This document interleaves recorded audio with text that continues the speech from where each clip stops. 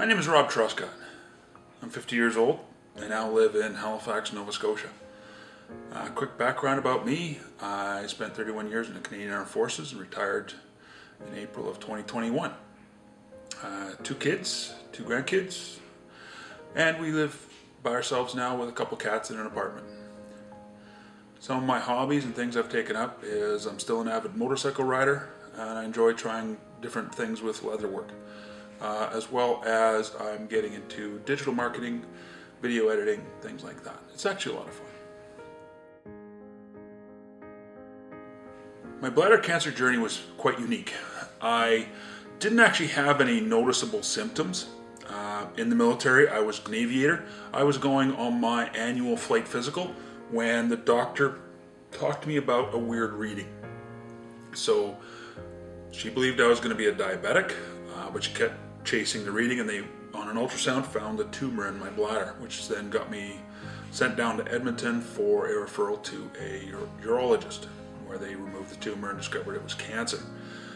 That was when I was 43, so just almost 8 years ago. So the reality is I didn't know anything was wrong. I mostly felt fine. And if I had any symptoms, I was writing them off to other things.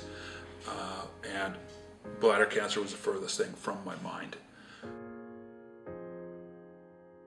When I was first diagnosed, I was quite surprised. I didn't know bladder cancer was really a thing, and then I got really scared when I discovered how common it was and how nobody seemed to know anything about it.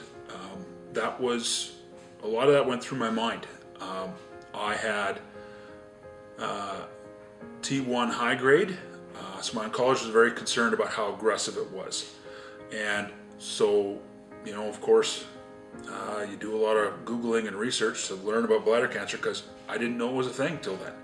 And that meant I really had to take the time to learn what questions to ask, because I always wanted to make sure I asked my oncologist the questions.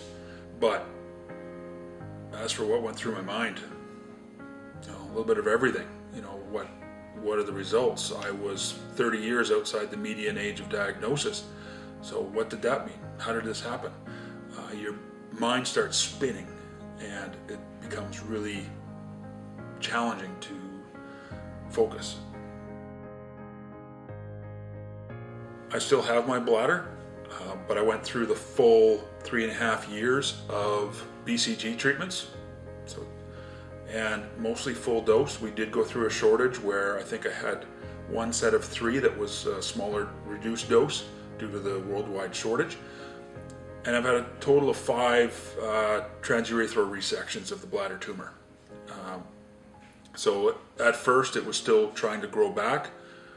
The doctor would resect it, then we would go for BCG again and just keep doing that. So from BCG start to finish was August 2014 to January 2018.